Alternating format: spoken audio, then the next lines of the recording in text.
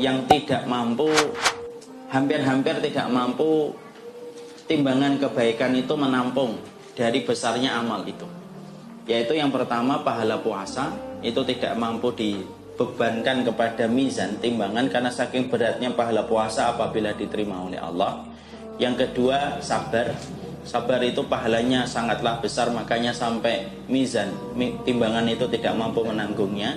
Dan yang ketiga, memaafkan orang yang mendolimi kita. Jadi memaafkan orang yang mendolimi kita, maka sesungguhnya itu pun merupakan bagian dari amalan yang besar. Makanya langsung dibalas dan diganjar oleh Allah. Jadi ada 3 amal yang hampir-hampir timbangan itu tidak mampu menanggungnya. Dan ada 3 amal yang mana balasannya itu dibayar kontan oleh Allah, langsung oleh Allah. Pahala orang yang berpuasa, pahala orang yang bersabar, dan yang ketiga pahala orang yang memaafkan orang lain. Maka disitulah kita akhirnya boleh memaafkan. Boleh nggak kita maafkan? Boleh, dan itu kedudukannya besar. Sudah maafkan, kalau memang dirasa dengan memaafkan dia maka itu akan menjadi kebaikan untuknya, silakan maafkan. Tapi kalau ternyata orang ini kalau dimaafkan ternyata banyak kezaliman yang dia lakukan ketika kita sudah maafkan, lebih baik tidak memaafkan, kita meminta sama Allah supaya dibalaskan kezaliman, supaya dia berhenti dari kezaliman yang sering dia sebarkan ketika dia tidak mendapatkan hukuman. Makanya kita doakan, moga-moga orang semacam ini dihukum sama Allah, supaya tidak banyak lagi orang yang terzalimi, dan itu diperkenankan, ya.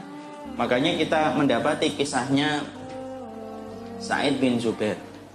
Sa'id bin Jubair ini salah satu ulama yang tegas ketika dia melawan Hajjaj bin Yusuf. Ketika dia melawan Hajjaj bin Yusuf, maka dia mau dipenggal kepalanya oleh Hajjaj bin Yusuf. Maka dia berkata, semoga saya adalah orang yang terakhir kali dipenggal kepalanya oleh Hajjaj bin Yusuf. Akhirnya doanya diterima oleh Allah. Hajjaj bin Yusuf itu setelah memenggal Sa'id bin Jubair, maka setelah dia memenggal Sa'id bin Jubair, dia dalam kondisi ketakutan. Dia tiap malam tidak bisa tidur sampai matinya. Maka dia selalu berteriak-teriak ketakutan ketika habis membunuh Sa'id bin Jubair. Di situ kita mendapati, boleh nggak kita mendoakan orang yang mendolimi kita supaya ditimpakan keburukan, supaya kedoliman itu tidak merajalela dan tidak merambah kepada orang lain. Itu diperbolehkan.